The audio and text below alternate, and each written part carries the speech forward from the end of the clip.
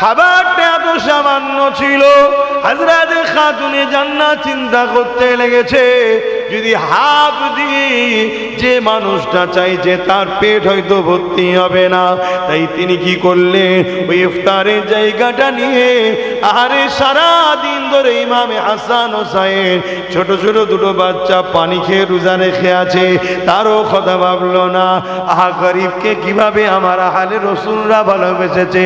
আমার খাতুনে জান্নাত ওই পাত্রখানা তুলে নিয়ে ইমামে হযরত মাওলা আলীর হাতে দিয়ে দিলে, যান ওই মুসাফিরটাকে দিয়ে দেয়।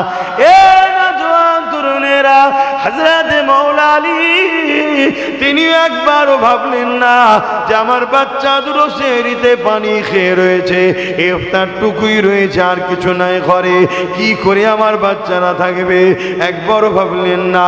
সঙ্গে সঙ্গে গিয়ে ওই গরিবকে খানাটা ইফতারটা দিয়ে দিলে। এ নওজোয়ানেরা, সারা রাত আর কিছু খাওয়া হলো না, পানি খেয়ে সেহরি যখন এসে গেল আবার সেহরি করবে পানি খেয়ে, আবার পরের দিনেতে মাওলা আলী আবার কিছু কাজে বেরিয়ে গেলে, ওই কাজে গিয়ে সামান্য কিছু অর্থ হলো, তা থেকে আবার কিছু ইফতার কিনে নিয়ে আসলো, যেটাকে নিয়ে আবার সন্ধ্যাবেলা বসেছে ইফতারের জন্য, আজানের অপেক্ষায় রয়েছে। ঠিক এমনই সময় প্রথম দিনের নাই আবার একজন মুসাফির এসে দরজার করে আঘাত দিয়ে বলতে লেগেছে, এ নবীর খানদান, আমি বড় ক্ষুধার্ত রয়েছি, ঘরে কিছু খাবার যদি থাকে আমাকে দিয়া হোক। আহা সন্তান তো মায়ের দেখে শিক্ষা লায়, প্রথম দিনে খাতুনে জান্নাত দিয়েছে, ওই শিক্ষা তো হাসান হোসেন ওজন পেয়েছে, তাই দ্বিতীয় দিনে মুসাফির যখন এসে দাঁড়িয়েছে হযরত ইমামে হাসান হুজুর উঠে দাঁড়িয়ে বললে, ওই ইফতারের পাত্র ডালিলে বাইরে বেরিয়ে ওই গরিবকে ইফতারটা দিয়ে ইফতারেতে পানি পান করে রোজা খানা খুললে। দুদিন হলো, সারা রাত আর কিছু খাওয়া হলো না, কিছুই নাই ঘরে। শুনছেন তো, গরিব ছিল নাকি? আপনাদের কি ধারণা গরিব ছিল? না, গরিবই জিন্দেগিকে পছন্দ করেছিল। গরিবকে বলেছে দোনো জাহানের বাদশাহ হলো মাওলা আলী হুজুরের শ্বশুর, আর দোনো জাহানের বাদশাহ হলো হযরতে ফাতেমা হুজুরের আব্বা যান, তারা আবার গরিবকে বলবে। আমার নবীর আহালদেরকে গরিব বলবেন না, পৃথিবী পায় তাদের ওসিলায়, কুল কায়নাত খায় আহলে রসুলদের ওসিলায়। কথা বুঝে আসছে? এটা আকীদা রাখবেন, তারা গরিব নয়, তারা উম্মতের জন্য গরিবী জিন্দেগিকে পছন্দ করেছে, যাতে আমার উম্মত, আমার নবীর উম্মত, আমার আব্বার উম্মত, তারা যদি কখনো একবেলা নাও পায় যেন হারামে না হাত দেয়। যে আমার নবীর বেটি 3টে রোজা রেখেছে, ইফতারও পানি, সেহরিতেও পানি, আমি না একবেলা পাইনি তো হারাম খাবো কেন? আমাকে দেখে যাতে শান্ত না পায়। কথা বুঝে আসছে? তারা গরিব নয়। আহারে আব্বাস সিদ্দিকী, যা দেখছো আহলে রসুলদের নকারি গোলামি করার ফলে পাচ্ছি। কথা বুঝে আসছে? অবশ্যই দেনেওয়ালা আল্লাহ, কিন্তু এটা ওসিলা, মাধ্যম। মানেন তো নাকি ওসিলা? কি ওসিলা মানেন তো? না, আবার আর এক সমস্যা তো, এখন তো ওসিলাও মানতে চাই না অনেকে আবার। হ্যাঁ বাবেরা, নওজোয়ানেরা, দুদিন কেটে যাবার পর 3 দিনে আবার সেহরিতে পানি খেলো, আবার ইফতারের সময়তে হযরতে মাওলা আলী 3 দিনে খাটতে আর পারছে না, বড় শরীর দুর্বল হয়ে গেছে। সামান্য কিছু আল্লাহ মিলিয়েছে, ইফতারের জন্য রেডি করেছে, আগে দুদিনে নাই 3 দিনের দিনও আর একজন মুসাফির চলে এসেছে। ও হযরত মাওলা আলী, ও আহলে রাসূলরা, কিছু খাবার যদি থাকে আমাকে দেয়া হোক।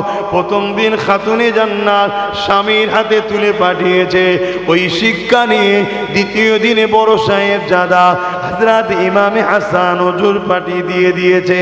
তৃতীয় দিনে ছোট সাহেব জাদা ইমামে হোসাইন আলাইহিস সালাম তিনি উঠে দাঁড়িয়ে গিয়ে ওই ইফতারটাকে নিয়ে গিয়ে ওই গরীবের হাতে তুলে দিয়ে পানি দিয়ে ইফতারি করেছে।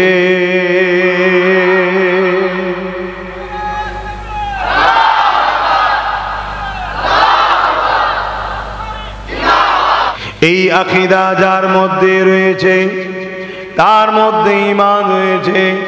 যে রাসূলের উপরে জানের থেকে বেশি মহব্বত রাখে না, সব থেকে বেশি আদব রাখে না, তার মধ্যে ঈমান নাই। ঈমান যদি না থাকে কখনো আমাদের দুনিয়া আখিরাতেও কামিয়াবি নাই। এ নওজওয়ানেরা, আল্লাহ নবীর কানে খবর এসে গেল মক্কার আবু জেহেল উতবা সাইবারা তারা মদিনার উপরে হামলা করবে বলে বদর নামক স্থানেতে তারা মদিনার দিকে আঁকে আসতে লেগেছে। 1000-এর উপর সৈন্য নিয়ে তারা বেরিয়ে পড়েছে। আল্লাহ নবীর কানে যখন খবরটা গেল, নবী আমার মদিনাতে ঘোষণা করে দিলেন, কে আসো বাবা, আমার সঙ্গে তোমরা যেতে চাও? আমি আবু জেহেলকে রাস্তাতে রুকব, তাকে মদিনায় আসতে দেব না। তার সঙ্গে আমি রাস্তাতে কথা বলবো, তার সঙ্গে আমি সলে করব, তার সঙ্গে আমি চুক্তি করব, তাকে আমি বুঝাবো যে মক্কা ছেড়ে দিয়ে আমি মদিনায় চলে এসেছি, কেন তোমরা মদিনার উপরে হামলা করতে আসছো? যদি তারা এটা বুঝে যায় তাকে মক্কাতে পাঠিয়ে দেব, আর নচেত মদিনায় যদি এসে যায় তারা আমাদের উপরে হামলা করে দিলে মদিনার বুড়োরা, মুরব্বিরা, মদিনার বাচ্চারা, মদিনার মহিলারা ওরা কাউকে ছাড়বে না। কেননা জালিমদের অন্তরে, যাদের অন্তরে ঈমান নাই, তাদের অন্তরে কখনো দয়া মায়া নাই। আল্লাহ নবী ঘোষণা করলেন, কে আছে চলো আমার সাথে যাবে। অপরদিকে তারা যদি না মানে তাহলে মদিনা এবং মদিনাবাসী নিজেদের জানকে বাঁচাবার জন্য তাহলে আমাদেরকে ডিফেন্স করতেও হবে। জান বাঁচানো হলো ফরজ। জান বাঁচানো কি ফরজ? আপনি নামাজে দাঁড়িয়েছেন, হঠাৎ করে একটা সাপ আসছে দেখছেন, নামাজের মতো ফরজকেও আপনি ছেড়ে দিয়ে জান বাঁচাবার জন্য আপনাকে আগিয়ে যান বা সাপের হাত থেকে রক্ষা করেন, এটাও ইসলামে ইজাজত আছে। তাহলে জান বাঁচানো এত বড় ফরজ, চেষ্টা করা। ইচ্ছা করে জানের ক্ষতি করলে হবে না, হারাম। আল্লাহ নবীর এলানটা যখন হয়ে গেছে, মক্কা মদিনা জমিনেতে একটা ঘরের মধ্যে বাপ আর বেটার মধ্যে কথা কাটাকাটি হতে লেগেছে। এই কথা কাটাকাটি আমার আপনার মতো নয়। এ নওজওয়ানেরা, বাপ বলতে লেগেছে, বাবা ছেলে তুমি ঘরে থাকো, বাবা ঘর দেখো, কারবার দেখো, তুমি জমি জায়গা দেখো, ঘর দেখো বাবা। আমি রাসূলুল্লাহর সঙ্গে ওই আবু জেহেল যে মদিনার উপরে হামলা করতে আসছে, ওকে রুকার জন্য আমি যাব বাবা। বা ছেলে বলতে লেগেছে, আব্বা জান আপনার বয়স হয়েছে, আপনি ঘরে থাকেন, আমি যাব আবু জেহেলকে রুখতে। ভাবুন, যে জায়গায় যাওয়া জীবন চলে যেতে পারে, সেখানে যাওয়ার জন্য বাপ বেটাই কথা কাটাকাটি হচ্ছে। এ নওজওয়ান তরুণেরা, এই খবরটা আল্লাহ নবীর কাছে বিচার চলে এলো। আল্লাহ নবীর কাছে বাপ আর বেটা দুজনে চলে এলে, ইয়া রাসূলুল্লাহ হাবিবাল্লাহ, আপনি আমাকে ইজাজত দেন, আমি আপনার সঙ্গে ওই জালিম আবু জেহেলকে মদিনায় হামলা করার হাত থেকে রুখবো, আমি আপনার সঙ্গে যেতে চাই। ছেলে বলতে গেছে, ইয়া রাসূলুল্লাহ হাবিবাল্লাহ, লড়াইয়ের ময়দানে তাকুতের প্রয়োজন রয়েছে, আমার আব্বা জান মুরব্বি হয়ে গেছে, তিনি বয়স হয়েছে, ঘরে দায়িত্বে থাকো, ইয়া রাসূলুল্লাহ হাবিবাল্লাহ, আমি যেতে চাই, আমাকে ইজাজত দেন। আল্লাহ নবী বললেন, এ আমার মুরব্বি সাহাবী রে, আমি রাসূলুল্লাহ আপনার ছেলেকে যাবার ইজাজত দিলাম। এই কথাটা শুনে মুরব্বি সাহাবীটা আসমানের দিকে চোখ তুলে চোখের পানি ফেলে কাঁদে আর বলে, ও রাব্বি আল্লাহ, আজ আমার বয়স আমাকে রাসূলুল্লাহর সঙ্গে দিনের পক্ষে দাঁড়িয়ে লড়াই থেকে দূরে রাখলো। এ যুবকেরা বলার উদ্দেশ্য এটাই, তাদের দিনের জন্য সংগ্রাম করা, ন্যায়কে প্রতিষ্ঠিত করার জন্য সংগ্রাম করা, অন্যায়কে রুখার জন্য সংগ্রাম করা। সাহাবা হুজুরদের কতটা দরদ নেশা ছিল দেখুন। আর আজকে আমরা কি করছি? আমরা বড় দুর্বল ইমানের অধিকার হয়ে গেছি, তাই আমরা ঘাবড়ে যাচ্ছি শুধু। আর এই ঘাবড়ে যাচ্ছি বলেই তো জালিমরা মাথায় উঠছে, একটার পর একটা ইসলাম বিদ্বেষী কথা ছড়াচ্ছে, মিথ্যাচার করছে আমার ইসলামকে নিয়ে। 5 মিনিট আজানের বিরোধী করছে, বছরে একবার কি দুবার শহর এলাকাগুলোয় নামাজ একটু রোডে চলে যাবে, সেখানে আপত্তিজনক করছে। অথচ মাসকে মাস দুনিয়ার বাকি সবাই রোড বন্ধ করে বসে আছে, কোনো সমস্যা নেই, শুধু আমাদের বেলায় সমস্যা।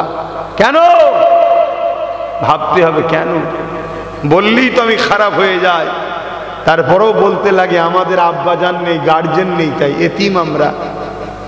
বুঝছেন তো, আমরা এতিম, আমাদের দলও নেই, আমাদের নেতাও নেই, এজন্য আজ আমরা মার খাচ্ছি, আর সবার হয়ে বলার লোক আছে। বাপেরা, নজওয়ানেরা, তরুণেরা, বদরের ময়দানে আল্লাহ নবী সাহাবা হুজুরদিগকে নিয়ে গেলেন, মাত্র 313 জন হয়েছে। এ নজওয়ান তরুণেরা, অপরদিকে 1000-এর ওপরে আবু জেহেল বাহিনী চলে এসেছে। 1000-এর হাতে সুসজ্জিত অস্ত্র রয়েছে, 1000-এর কাছে ঘোড়া রয়েছে, উট রয়েছে, হাতি রয়েছে, 1000 বাহিনীর কাছে যুদ্ধের লিবাস রয়েছে। আর আমার নবী পাকের সাহাবা হুজুরদের হাতে কিছুই নাই, খালি হাতে দাঁড়িয়ে রয়েছে। আল্লাহ নবী এমন সময় বদর নামক স্থানেতে আবু জেহেলকে পেয়ে গেল। তারা মদিনার দিকে যাচ্ছিল, আল্লাহ নবীর সামনাসামনি দেখা হলো।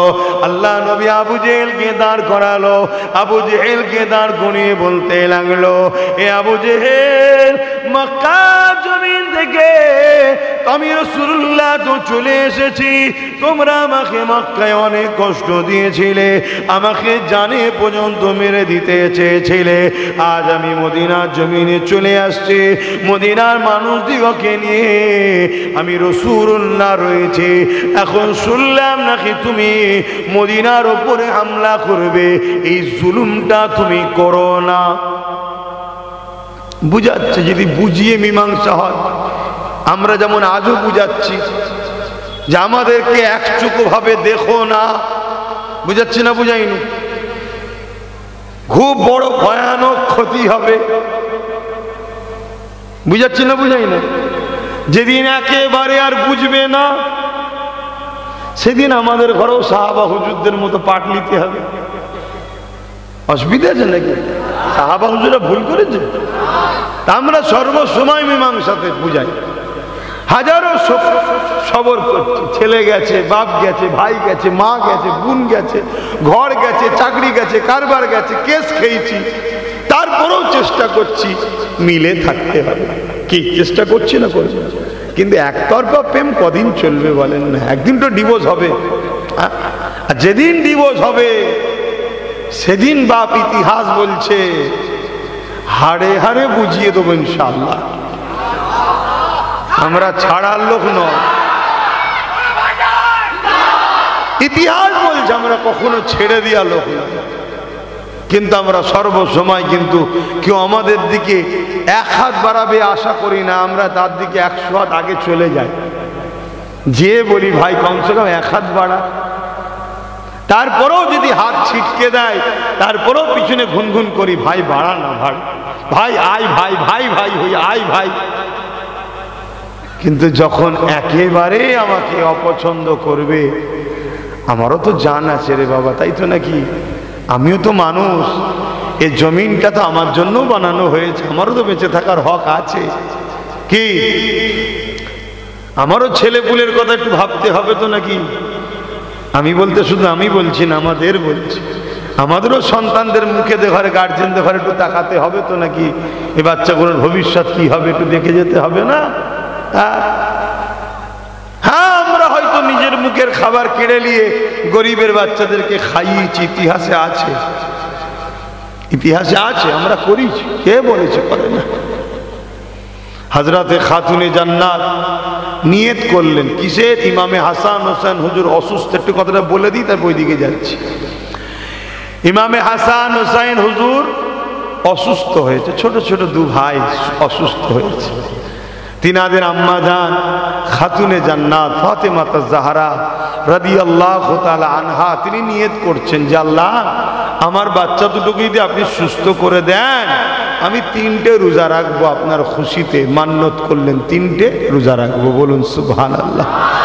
আপনাদেরও কোনো সমস্যা হলে আল্লাহর কাছে এরকম নিয়ত করবেন, রোজা রাখবো, 100 রাকাত নামাজ পড়বো, কথা বুঝা যায়, 1 খতম কোরআন তেলাওয়াত করবো, এগুলো করবেন।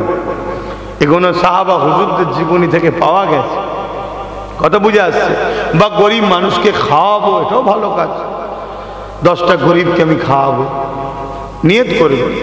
তো যাই হোক, হযরত ইমামে হাসান হোসেন হুজুরকে আমার আল্লাহ সুস্থ করে দিলেন, বলুন আলহামদুলিল্লাহ। তা খাতুনে জান্নাত মাওলা আলী সেরে খোদার সঙ্গে আলোচনা করছে যে আমি তো এরম নিয়ত করেছিলাম, তা আমি রোজা রাখবার নিয়ত করছি, ইজাজত। কথা বুঝে আসছে? ফরজ রোজা ছাড়া অন্য রোজা রাখলে স্বামীর থেকে ইজাজত নিতে হয়, স্বামীকে জানাতে হয়, কথা বুঝে আসছে? তো সেই জায়গাতে হযরতে মাওলা আলী বললেন বাহ ভালো কথা, তো আমিও রোজা রাখবো আপনার সাথে। ইমাম হাসান হোসেন হুজুর শুনলেন, তিনারা বললেন আম্মা আমরাও রাখবো। একজন ঘরে কাজের মহিলা ছিলেন, ফিজ্জা তিনার নাম, তিনিও বললেন আমিও রাখবো। 5 জন রোজাদার হয়ে গেলেন, আল্লাহু আকবার, 5 জন রোজা রাখছে। তো সেহরির সময় হয়েছে, সেহরিতে খাবে কি? আমাদের মতো ঘর নয় গো, তাদের বদৌলতে আল্লাহ আমাদের খাওয়াচ্ছে। হ্যাঁ, তাদের বদৌলতে আল্লাহ আমাদের খাওয়াচ্ছে। রেজেকের মালিক বেশাক আল্লাহ। রেজেকের মালিক কে? সবাই বলুন কে? আল্লাহ, এটা কোনো সন্দেহ নেই। তাই রেজেক নিয়ে যে চিন্তা করে তার থেকে বড় বোকা আর কেউ নেই। যে মুখ দিয়েছে তিনি এত মহান মালিক। 7 তবক জমিনের নিচে ছোট্ট ছোট্ট দূরবীনদের দেখা জীব জন্তু পোকা মাকড়কেও টাইমে টাইমে তিনি খাওয়ান, জোরে বলুন সুবহানাল্লাহ। আশরাফুল মখলুকাতকে খাওয়াবে না? যে আমার আল্লাহকে মানে না, দেখুন তাদেরকেও আল্লাহ খাওয়াচ্ছে, তা আমাকে আপনাকে খাওয়াবে না? রেজেক নিয়ে যে চিন্তা করে সে তার থেকে বড় বোকা আর কেউ নেই। হালালটা যেন আল্লাহ দেয় এর চেষ্টা করা দরকার, এর জন্য দোয়া চাওয়া দরকার।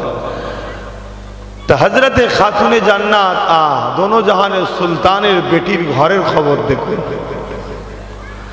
সেহরিতে কিচ্ছু নেই, পানি, পানি দিয়ে সেহরি করছে। আর আমাদের ঘরে, আল্লাহ মাফ করুক আমাকেও আপনাদেরকেও, আমাকে আগে মাফ করুক, কত কি নষ্ট হচ্ছে আমাদের। আল্লাহ কি না দিয়েছে, কিন্তু আমরা আল্লাহ ভুলে যাচ্ছি। আর তাদেরকে আল্লাহ কি কঠিন পরীক্ষা নিয়েছে, তারা কিন্তু আল্লাহ ভুলে নেই। হযরতে মাওলা আলী একদিন এসে খাতুনে জান্নাতকে বলতে লেগেছে, ও হযরত খাতুনে জান্নাত ফাতেমা, কয়েকদিন হয়ে গেল হাসান হুসাইন আপনার আমার খাওয়া হয়নি।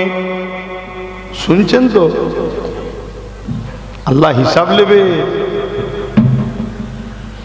আল্লাহ নবী দরবার থেকে আসছি, একটা নবী পাককে একজন সাহাবী একটা বকরি নজরানা দিয়েছে, খাসি নজরানা দিয়েছে। নজরানা দিয়া সুন্নাত, নজরানা নিয়াও সুন্নাত। নবী ও নবীর আহালদের আমাদের যাকাত চলে না, আমাদের দান চলে না, আমাদের ভিক্ষা চলে না, আমাদের নজরানা চলে। কথা বুঝে আসছে? এই হযরত খাতুনে জান্নাত, ওই খাসিটা যদি আপনি আব্বার কাছে নিয়ে আসতেন, তাহলে আপনার আমার হাসান হুসাইনের কয়েকদিন খাওয়াইনি, ওটাকে নিয়ে তাহলে আমাদের খাওয়া হতো।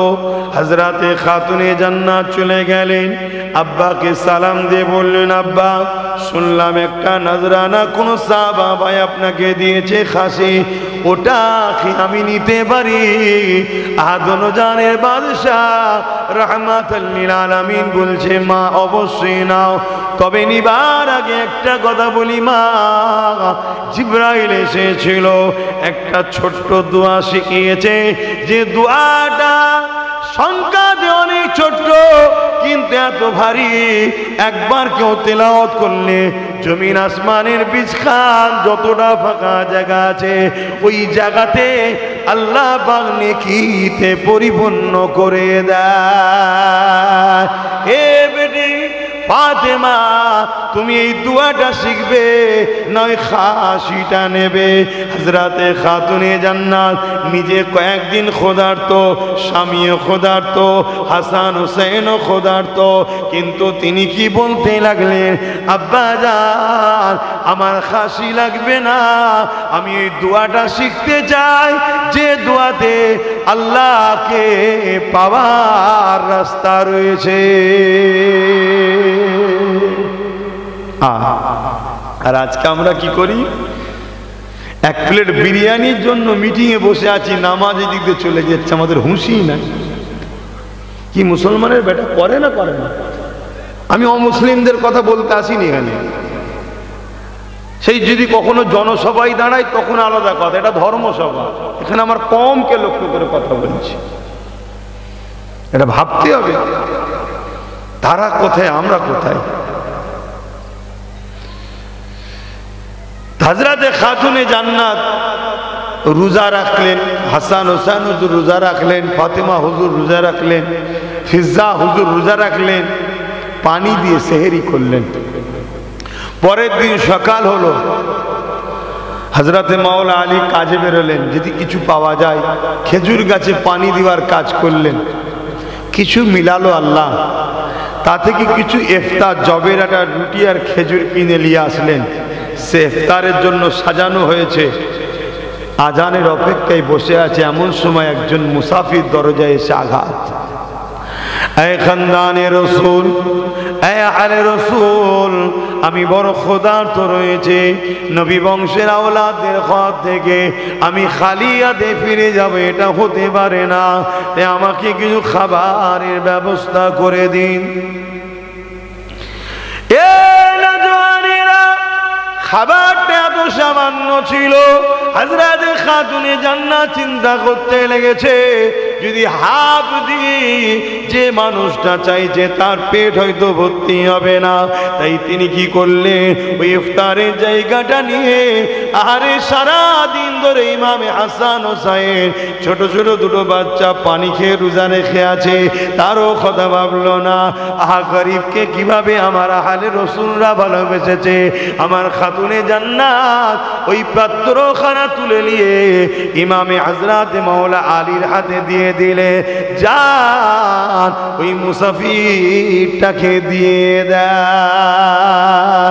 এ নওজোয়ান তরুণেরা, হযরত মাওলা আলী তিনি একবারও ভাবলেন না যে আমার বাচ্চা দুটো সেহরিতে পানি খেয়ে রয়েছে, ইফতারটুকুই রয়েছে, আর কিছু নাই ঘরে, কি করে আমার বাচ্চারা থাকবে। একবারও ভাবলেন না, সঙ্গে সঙ্গে গিয়ে ওই গরিবকে খানাটা ইফতারটা দিয়ে দিলে। আমরা গরিবকে মানবতা ভালোবাসা, আমাদের ইতিহাস আছে, ইতিহাস আছে, কিন্তু কখনো যদি আবার ডিফেন্সে নামি আমরা, তারও ইতিহাস আছে, আছেন না? নাই?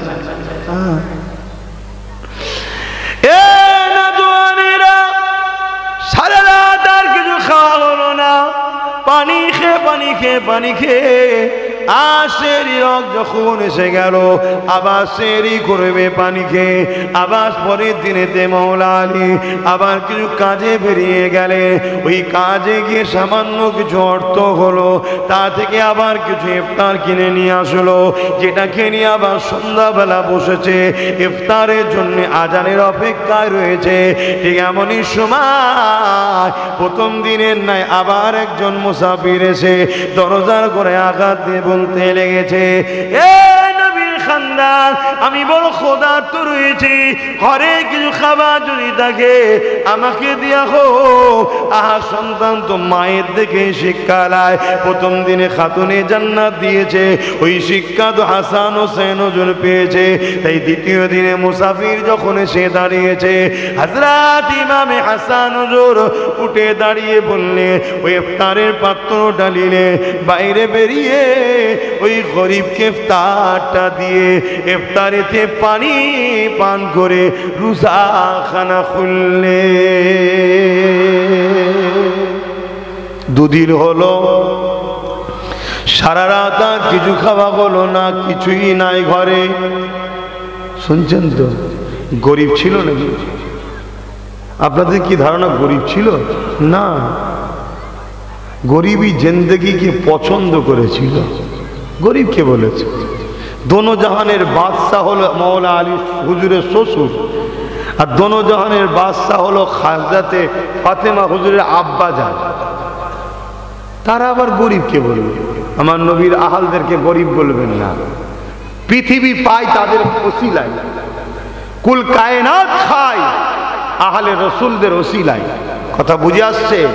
এটা আকীদা রাখবেন, তারা গরিব নয়, তারা উম্মতের জন্য গরিবী জিন্দেগিকে পছন্দ করেছে, যাতে আমার উম্মত, আমার নবীর উম্মত, আমার আব্বার উম্মত, তারা যদি কখনো একবেলা নাও পায়, যেন হারামে না হাত দেয়। যে আমার নবীর বেটি 3টে রোজা রেখেছে, ইফতারও পানি, সেহরিতেও পানি, আমি না একবেলা পাইনি, তো হারাম খাবো কেন? আমাকে দেখে যাতে সান্ত্বনা পায়। কথা বুঝে আসছে? তারা গরিব নয়। আহারে আব্বাস সিদ্দিকী, যা দেখছো আহলে রসুলদের নকারি গোলামি করার ফলে পাচ্ছি। কথা বুঝে আসছে? অবশ্যই দেনেওয়ালা আল্লাহ, কিন্তু এটা ওসিলা, মাধ্যম। মানেন তো নাকি ওসিলা? কি ওসিলা মানেন তো? না আবার আর এক সমস্যা, তো এখন তো ওসিলাও মানতে চাই না অনেকে আবার। হ্যাঁ বাবেরা, নজওয়ানেরা, দুদিন কেটে যাবার পর 3 দিনের দিনে আবার সেহরিতে পানি খেলো, আবার ইফতারের সময়তে হযরতে মাওলা আলী 3 দিনের দিনে খাটতে আর পারছে না, বড় শরীর দুর্বল হয়ে গেছে। সামান্য কিছু আল্লাহ মিলিয়েছে, ইফতারের জন্য রেডি করেছে। আগে 2 দিনে না 3 দিনের দিন আর একজন মুসাফির চলে এসেছে। ও হযরতে মাওলা আলী, ও আহলে রাসূলরা, কিছু খাবার যদি থাকে আমাকে দেয়া হো। প্রথম দিন খাতুনে জান্নাত স্বামীর হাতে তুলে পাঠিয়েছে, ওই শিক্ষা নিয়ে দ্বিতীয় দিনে বড় সাহেব জাদা হযরত ইমামে হাসান হুজুর পাঠিয়ে দিয়েছে। তৃতীয় দিনে ছোট সাহেব জাদা ইমামে হোসাইন আলাইহিস সালাম, তিনি উঠে দাঁড়িয়ে গিয়ে ওই ইফতারটাকে নিয়ে গিয়ে ওই গরিবের হাতে তুলে দিয়ে পানি দিয়ে ইফতারি করেছে।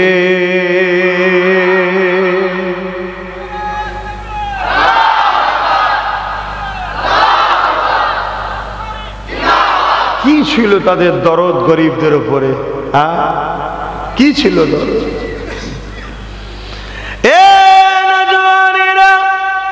হযরতে খাতুনে জান্নাতের আরো একটা কথা বলি, মন দিয়ে শোনেন।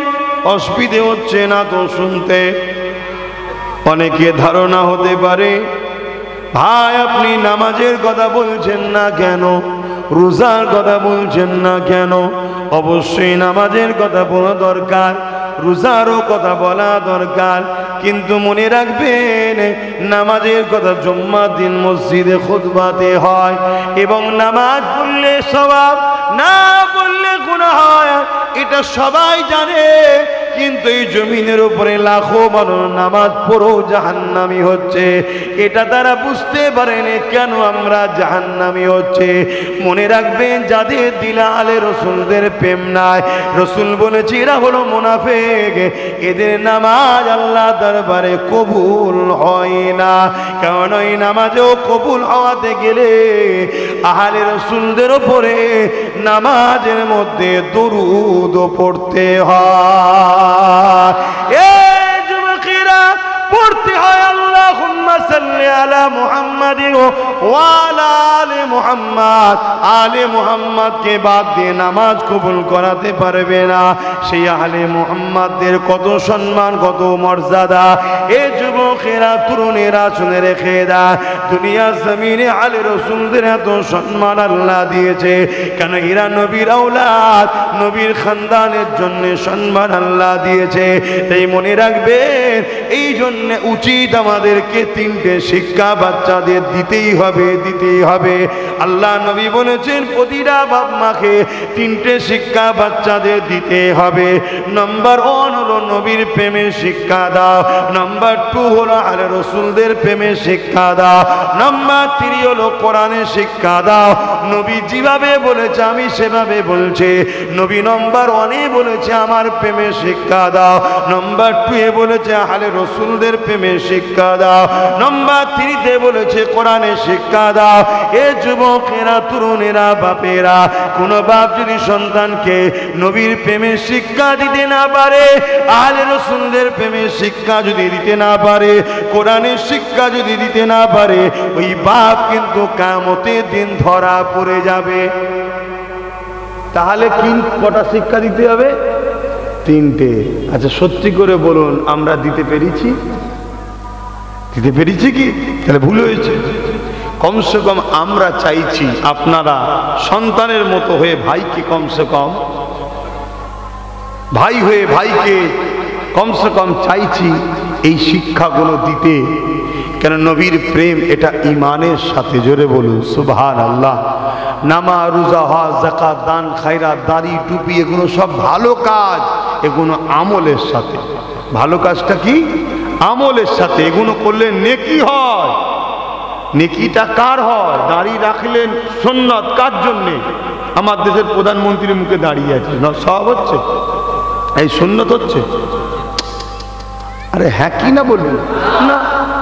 শিখ পাঞ্জাবিদের মুখে দাঁড়িয়ে আছে, সুন্নাত হচ্ছে নাকি? তা দাড়িটা কার মুখে সুন্নাত?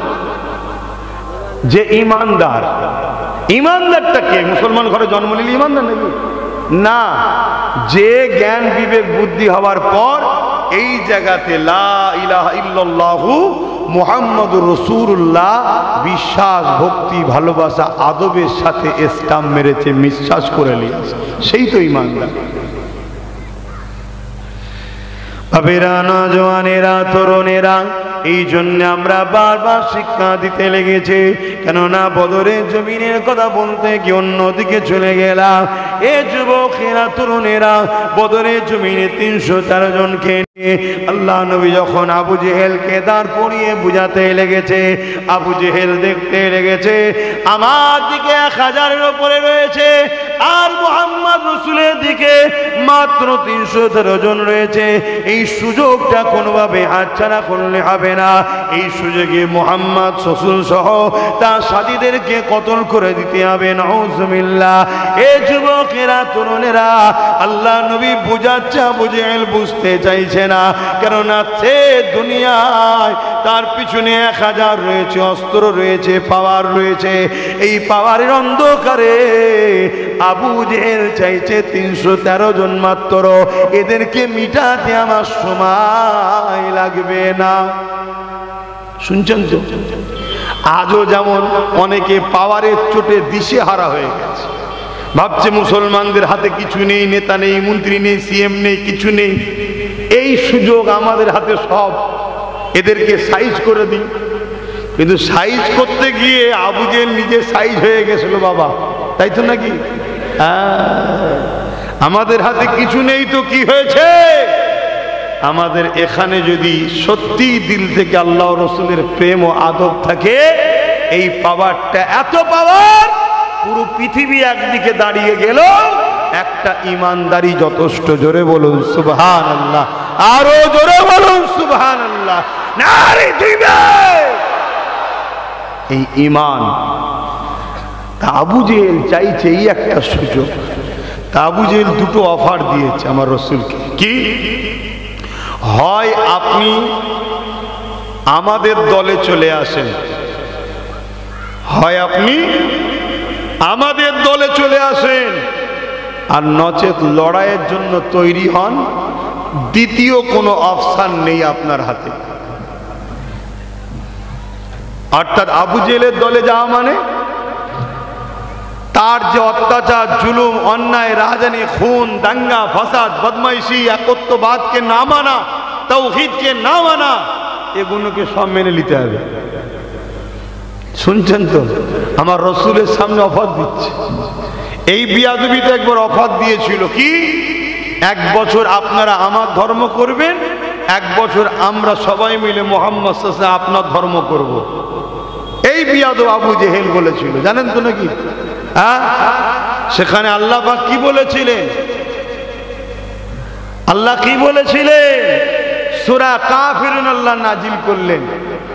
সূরা কাফিরুন আল্লাহ নাজিল করে আল্লাহ রসুলকে দ্বারা জানিয়ে দিলেন যে তোমরা যার ইবাদত করো, আমি রসুল তার ইবাদত, আমরা তার ইবাদত করি না। আমরা যার ইবাদত করি, তোমরা তার ইবাদত করো না। তোমরা যার ইবাদত করো, আমরা তার ইবাদত করি না। অতএব আমাদের ইবাদত, আমাদের ধর্ম আমাদের জন্য, তোমরা যেটা করো ওটা তোমাদের জন্য। কিন্তু এখন কি বলছে? এখনকার আবু জেহেলরা লাইন একটু ঘুরিয়ে দিয়েছে, ডাইরেক্ট। আর ওই আবু জেহেলের মতো ডাকছে না যে আসো 1 বছর আমাদের মাবুদের উপাসনা করো, 1 বছর তোমাদের মাবুদের করব। আজকের আবু জেহেলরা এটা বলছে না। আজকের আবু জেহেলরা একটু ঘুরিয়ে দিয়েছে, কি? তোমার ধর্ম তোমার জন্য, আমার ধর্ম আমার জন্য, উৎসব সবার। বুঝছেন না? বলুন, এই আজকের আবু জেহেলদের কথা এটা। ধর্ম যার যার, উৎসব। তো উৎসবটা কি উপলক্ষ করে হয়? ধর্মের জন্যই তো। উৎসবটা কি উপলক্ষ করে হয় বলুন? ধর্মের জন্য। তা উৎসব আর ধর্ম আলাদা নয়। উৎসবকে কেন্দ্র করেই ধর্ম, ধর্মকে কেন্দ্র করেই উৎসব। যদি একই হয় বলো, উৎসব যদি সবারই হয় বলো, তাহলে কেউ কি আছে যারা বলছে কুরবানিতে এসে ঠ্যাং ধরবে? কথা বলুন। তার বেলায় না, ওটা নয়। ফল খাবার বেলায় আসে, ফল কি আসে না? আসে না? ফল খাবার সময় আসে।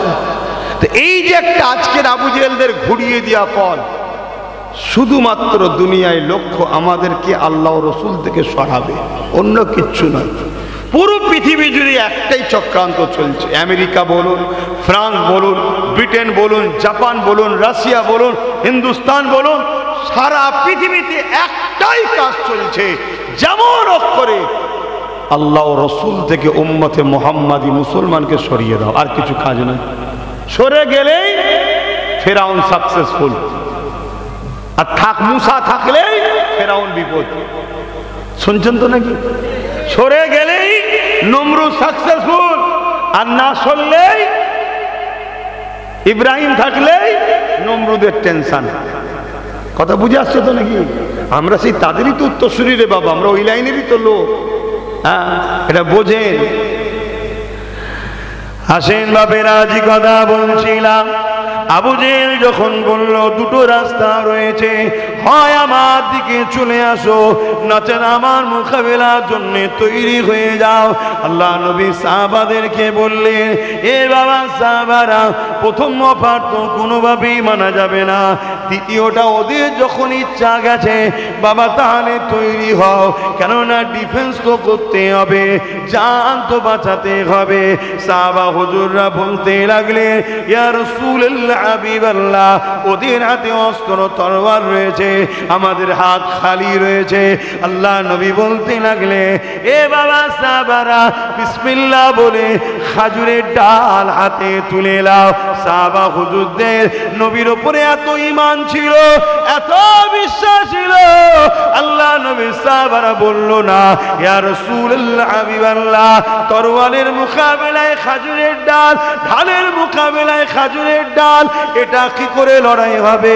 সাহাবারা জানে ওদের হাতে তরোয়াল থাকতে পারে, ওদের হাতে বল্লম থাকতে পারে, ওদের দিকে ঘোড়া থাকতে পারে, ওদের 1000 সৈন্য থাকতে পারে, ওরা সুসজ্জিত যোদ্ধা হয়ে আসতে পারে, ওদের দিকে ম্যান পাওয়ার থাকতে পারে, অস্ত্র পাওয়ার থাকতে পারে, মানি পাওয়ার থাকতে পারে।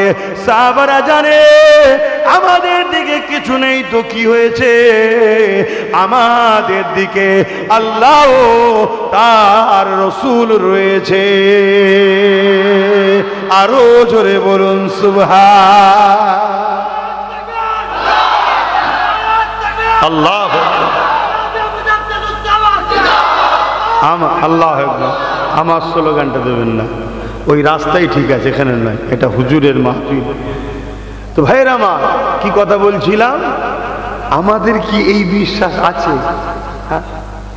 যে ওদের থাকতে পারে, ওদের হাতে মিলিটারি থাকতে পারে, ওদের পুলিশ থাকতে পারে, ওদের সেনা থাকতে পারে, ওদের সব থাকতে পারে? আমাদের যদি কিছু নাই থাকে, আমাদের সাথে আল্লাহ ও রসুল আছে, এই ভরসাটা কি আমাদের আছে? আমরা আল্লাহকে ভয় করা ছেড়ে দিয়ে দুনিয়া তাগুতি শক্তিদেরকে ভয় করছি। এই জন্যে তো আমাদের অন্তর থেকে ভয় তাদের অন্তরে বার করে দিয়েছে। এ যুবকেরা, তরুণেরা, বাপেরা যারা আল্লাহকে ভয় করে, আমার আল্লাহ তার ভয় সবার হৃদয়ের মধ্যে ঢুকিয়ে দেয়। আজ আল্লাহকে ভয় করে না, সমাজের মানুষের অন্তর থেকে তার ভয় আল্লাহ পাক উঠিয়ে নেয়। শুধু তাই নয়, সূরা রহমানের মধ্যে আল্লাহ বলছে, ওয়ালিমান খাফা মাকাম রাব্বিহি জান্নাতা। এ দুনিয়ার মানুষেরা, তোমরা আমি আল্লাহ আমাকে যারা ভয় করবে, আমি আল্লাহ তাদের জন্য 2টো জান্নাত দেব। আরো জোরে বলুন সুবহান। তাহলে ভয় শুধু কাকে করতে হবে? করি আমরা আল্লাহর থেকে বেশি ভয় তো আজ জালিম হুকুমতগুলোকে করি। দরকার নেই বাবা কেস দিয়ে দেবে, দরকার নেই বাবা জেল দিয়ে দেবে, দরকার নেই বাবা কাজ আটকে দেবে, দরকার নেই বাবা ভ্যান চালানো বন্ধ করে দেবে, দরকার নেই বাবা ঘর ভেঙে দেবে। এটা কি আমাদের কাজ? আমার নবী এই জমিনের উপরে অন্যায় মিটিয়েছে না মিটাইনি? হ্যাঁ, আমরা মনে করি নামাজ পড়লেইছি ব্যাস হয়ে গেছে, রোজা রেখে দিয়েছি হয়ে গেছে। অত সহজ নয়। নামাজ এসেছে মেরাজ থেকে, রোজা এসেছে মেরাজ থেকে। আমার নবী নবুয়াতের পরে 11 বছর পর মেরাজে গেছে। এই 11টা বছর আমার নবী কি করেছে? এই 11টা বছর ধরে এই জমিনের উপরে যত অন্যায়, অত্যাচার, জুলুম, রাহাজানি, ফিতনা, ফাসাদ, খুন খারাপি ছিল, সেগুলোকে আল্লাহ নবী নির্মূল করেছে। নির্মূল করতে গিয়ে রোম নবীর বিরুদ্ধে গেছে, পারস্য নবীর বিরুদ্ধে গেছে, কেসরা, কাইসার, নাজ্জাসী, পৃথিবীর বড় বড় সুপার পাওয়াররা আমার নবীর বিরুদ্ধে দাঁড়িয়েছে। আমার রাসূলুল্লাহর উপরে জুলুম হয়েছে, নবী রক্তাক্ত হয়েছে, গান্দা মুবারক শহীদ হয়েছে, সাহাবারা শহীদ হয়ে গেছে। তারপরও নবী ইনসাফের জন্য, ইনসানিয়াতের জন্য, ন্যায়ের জন্য, মানুষের অধিকারের জন্য, দাসত্ব প্রথাকে বন্ধ করার জন্য, আল্লাহ নবী নারীদেরকে বাঁচাবার জন্য এই জমিনের উপরে অন্যায় বিরুদ্ধে লড়াই করে নারীকে জিন্দা করেছে। জোরে বলুন সুবহানাল্লাহ। ওটা কি আমাদের ডিউটি নয়? আজকে আমরা মুসলমান যে যার গ্রামে যদি 30, 40, 50, 100টা করে যুবক দাঁড়িয়ে যায়, আমার গ্রামে ইসলাম বিরোধী কোনো কাজ হবে না, আমার গ্রামে এতিমের উপরে জুলুম হবে না, আমার গ্রামে বিধবার উপরে জুলুম হবে না, আমার গ্রামে কোনো গরিবের উপরে জুলুম হবে না, অসহায়ের উপরে জুলুম হবে না, আমার গ্রামে কোনো মদের দোকান হবে না, আমার এলাকায় কোনো যাত্রা ফাংশন থিয়েটার হবে না। আরে জালিমরা তো দেখে দেখে ইচ্ছা করে মুসলিম এলাকাতেই গান ফাংশন যাত্রা লটারি সুদ ঘুষ মুসলিম এলাকাতেই দিচ্ছে। কেন? জালিমরা জানে এর মধ্যে মুসলমানকে না জড়ানো যায় তাহলে মুসলমানদের আল্লাহ মুসলমানকে বিপদে সাহায্য করলে আমরা শেষ হয়ে যাব। শুনছেন তো?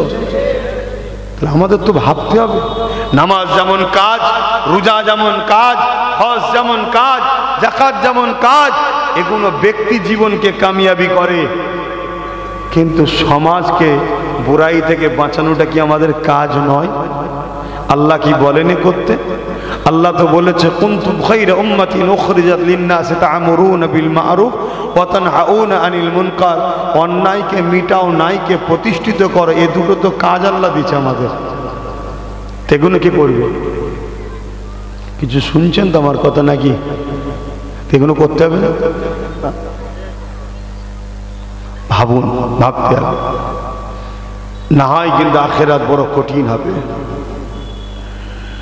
আল্লাহ নবী জানিয়ে দিলেন আখিরি জামানায় মসজিদ ভর্তি লোক থাকবে, মসজিদ ভর্তি নামাজি থাকবে, একটাও ইমানদার থাকবে না।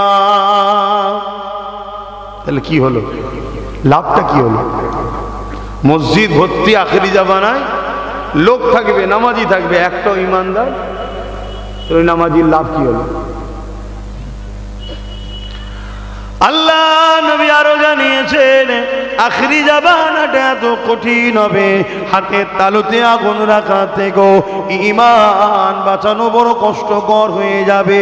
এ যুবকেরা, তরুণেরা, আমার নবী পাকের প্রেমিকেরা, আজ আমরা গায়ে হাওয়া লাগাচ্ছে, আমাদের খেয়াল নাই চতুর্দিক থেকে আমাদেরকে ঘিরে ফেলা হচ্ছে। আগামী দিন আমাদেরকে জোর করে নামাজ ছাড়ানো হবে, আগামী দিন আমাদেরকে জোর করে কলেমা পড়তে দেওয়া হবে না, আগামী দিন আমাদেরকে জোর করে হারাম খাদ্য খাওয়ানো হবে, আগামী দিন আমাদেরকে জোর করে ইসলাম বিদ্বেষী কাজের সঙ্গে জড়ানো হবে, আগামী দিন জোর করে আমার আপনার ঘরের বেটিদেরকে বেউজ্জতি করা হবে। এই প্ল্যানটা দুনিয়ার বুকে চলতে লেগেছে। আজ আমাদের কোনো খেয়াল নেই, আজ আমাদের দুনিয়ায় কি আমাদের পিছনে রাজ চলছে, ওই দিকে আমাদের কোনো গুরুত্ব না। এই জন্যই তো নবী বলে দিয়েছে আখিরি জামানাতে হাতের তালুতে আগুন রাখা যতটা না কষ্ট, তার থেকে বেশি কষ্ট হবে ঈমান বাঁচানো। হাতের তলায় কি আগুন রাখতে পারবেন? ওর থেকেও কোটি ঈমান বাঁচানো। তাহলে ঈমান রাখবেন কি করে?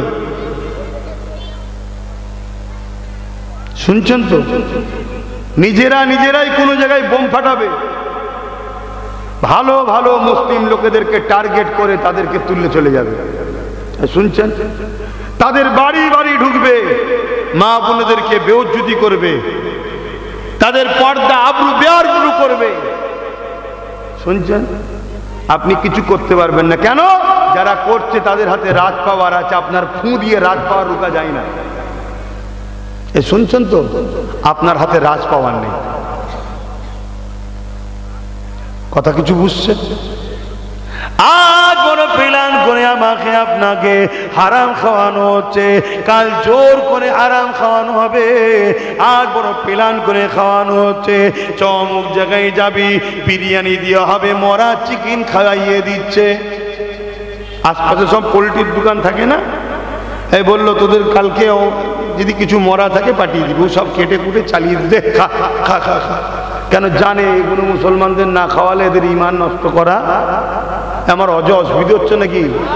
আমি এই লাইনেই ওয়াজ করি, বাপ জেনে শুনেই দাওয়াত করেছেন, জেনে শুনে এসছে। আমাকে অন্য লাইনে নিয়ে গেলে হবে কি করে? কি আমি অপারেশন করার রুগী আর আপনি আমাকে হোমিওপ্যাথি ওষুধ চাইলে হয় আমার কাছে আসেন, কেটে কুটে ফেটে ফুড়ে বার করে সেলাই করে ছেড়ে দেবো, যা। কথা বুঝছেন তো নাকি? যার যেটা কাজ তাকে সেটা করতে হবে নাকি? আপনি যদি বলেন না কাটাকুটি করবো তাহলে হোমিওপ্যাথি ডাক্তারের কাছে যান, আমায় নিয়ে এসছেন কেন? আমি তো কাটাকুটিওয়ালা লোক, সার্জেন করা লোক। কি গো, বুঝছো তো নাকি না মন টন খারাপ? তবে ঠান্ডা খুব দেখছি। আজকে আমাকে আপনাকে প্ল্যান মাফিক ভালোবাসার নামে খাওয়াচ্ছে হারাম। কেন খাওয়াচ্ছে? হারাম যদি না খায় এদের দোয়া কবুল হয়ে যাবে। হযরতে মূসা আলাইহিস সালাম তুর পাহাড়ে যাচ্ছে, আল্লাহর সঙ্গে কথা বলবে। শোনেন, একটা লোক পাহাড়ের নিচেতে বসে বসে কাঁদছে। মূসা নবী তাকে জিজ্ঞেস করছে, তুমি কাঁদছো কেন? বলছে, আমি আল্লাহর কাছে বহুত দিন ধরে দোয়া চাইছি, আমার দোয়া কবুল হচ্ছে না। কতদিন? 40 বছর ধরে কাঁদছি, দোয়া কবুল হয়নি। চোখ ভরা পানি নিয়ে কেঁদেই যাচ্ছে। মূসা নবী গেলেন, আল্লাহ আপনার কাছে আমার প্রথম কথা, ওই ব্যক্তিটার গুনাহ আপনি মাফ করে দেন আল্লাহ, যে পাহাড়ের নিচেই বসে কাঁদছে। আল্লাহ বলছে, মূসা তুমি ওরলে রিকোয়েস্ট করবে না, ও দোয়া আমি কবুল করব না। আল্লাহ কেন? আল্লাহ বললেন, ও হারাম খায়। শুনছেন? আজকে হারাম তো মুসলমানের কাছে একটা নর্মাল ব্যাপার হয়ে গেছে, ফ্যাশন। বন্ধু বলেছে লে এক ঢোক খেয়ে হচ্ছে না, দাদা বলেছে একটুখানি, আরে ঠিক আছে আজকে একটুখানি করে নে, ফ্যাশন হয়েছে না। এটা গেল। এবারে মনে হচ্ছে অনেকের একটু কষ্ট হলেও হতে পারে। আবার এই বাড়ি বাড়ি যে 1000 করে মা বোনেদের দিচ্ছে, এটা কিসের টাকা জানেন? কিসের? মদ বিক্রি করার টাকা। হাজার হাজার কোটি টাকার মদ বিক্রি হচ্ছে, মাতাল তৈরি হচ্ছে, মাতাল কারখানা। সেই টাকা দিয়ে দেওয়া হচ্ছে, ওই টাকায় মা খাচ্ছে। যদিও আমাদের দোয়া কবুল না হতো, কমসে কম নারীদের হাতটা কবুল হতো। কেন? পুরুষ যদি ইনকাম ভুল করে, পুরুষের হারাম পয়সায় যদি মায়েরা খায়, মায়েদেরকে আল্লাহ ধরবে না, পুরুষকেই ধরবে। সেই জায়গাটাও গোড়া মেরে দিল। কিরাম প্ল্যান দেখছি, শুনছেন তো নাকি? এসব কিছুর পরে আর একটা মারাত্মক কথা বলছি, বলবো? অসুবিধা হচ্ছে না তো? আমাদের দরদ দেখিয়ে, ভালোবাসা দেখিয়ে আমাদের তো কোনো কিছু দেয়নি, আমরা তো খেতে পাইনি, আমাদের জলসা মাহফিলে তো আর তাবারুক হয়নি। তাই আমার রাজ্য সরকার দীঘার মন্দিরের প্রসাদ খাওয়াচ্ছে, রেশনের মধ্যে দিয়ে খাওয়াচ্ছে না? খাওয়ায়নি? আমি ভুল বলছি? তাহলে এই তাগুদি শক্তিগুণ আমাদেরকে বেঈমান বানাতে চাইছে না চাই না? এরা আমাদের বন্ধু না দুশ্মন? কথা বলেন, বন্ধু না দুশ্মন? দুশ্মনকেই তো আমরা মাথায় তুলে রেখে দিয়েছি। আজা আজা, আরো বেশি দিন মার আমাদের ঘরে, আর বেশি দিন নয় বলছে, অন্য আবার একটা কাউকে নিয়ে আসবে। এজন্য বারবার বলছি, পার্টনারশিপ হোক, পার্টনার। ভুল করলে তাকে বলা যাবে, বেশি বেতাল করবি, ছেড়ে তো উল্টে পড়ে যাবি। ব্যালেন্সে রাখো, একতরফা হয়েও না। যখন কাউকে অনেক দেওয়া হয় না, সে নিজেকে খোদা দাবি করে ফেলে। ফেরাউন খোদা দাবি করেছিল কেন? ও যাটাই হাত দিয়েছে আল্লাহ সেটাই দিয়ে দিয়েছে, যেটাই হাত দিয়েছে দিয়ে দিয়েছে। কোনোদিন জীবনে বিমার হতো না ফেরাউন, কোনোদিন বিমার হতো না। ফেরাউন তখন বলল, আল্লাহর বিমার হয়নি, তার মানে আমি তো আনা রব্বুকুম আল্লাহ, আমি বড় খোদা। কথা বুঝে আসছে? আসেন বাপেরা, আজকে এটা প্ল্যান মাফিক হচ্ছে। কাল যদি আমি আপনি না জাগি, আমাদের যদি হাতে পাওয়ার না থাকে, কাল আমাদেরকে জোর করে ইসলাম থেকে সরানো হবে। তার একটা ছোট্ট নমুনা বলে দিয়ে যায়। ক্ষমতা জোরে সংবিধানের বিরোধী করে কেন্দ্র সরকার ওয়াকাফ কালা কানুন তৈরি করে মসজিদ, মাদ্রাসা, কবরস্থান, ঈদগাহ, খানকাকে মিটিয়ে দিবার পরিকল্পনা করেছে না করেনি? দেখুন, জোর করে এবার জুলুম শুরু হচ্ছে। এতদিন ঘুরিয়ে হতো কিরকম? আমাদের ওয়াকাফের টাকা সবাই ছেড়ে খেয়েছে, এমন কোন দল নাই বুক ফুলিয়েছে বলবে যে মুসলমানদের ওয়াকাফের টাকা খাইনি, মুখ ফুলিয়ে পাঠিয়ে দেবো, কেউ বলতে পারবে না। শুনছেন তো নাকি? সব বেটা খেয়েছে, কিন্তু পুকুরের মাছ চুরি করে খেয়েছে, পুকুর চুরি করেনি। কেন্দ্র সরকার চাইছে পুরো পুকুরটাকে চুরি করব, আইন তৈরি করেছে ওয়াকাফ কালা কানুন, শুনেছেন তো আপনারা? গায়ের জোর দিয়ে হচ্ছে তো পারে, ডিফেন্স করো না, ক্ষমতা আছে। আব্বাস সিদ্দিকী 8 বছর আগে থেকে বুঝাচ্ছে, আসো ওয়াকাফ চলে যাচ্ছে বাঁচাও, ওয়াকাফ চলে যাচ্ছে বাঁচাও। আমার উলামা ইমাম ভাইরা, কাউকে ব্যক্তিগত আঘাত দিয়ে বলছি না, ইতিহাসটা তো ভুলে গেলে চলবে না।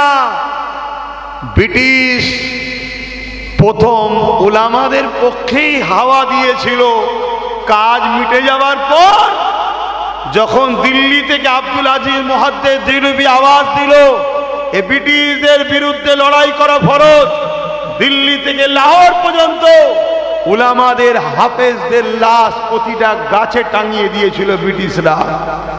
অতএব সর্বপ্রথম টার্গেট কিন্তু উলামাদের ঘরে।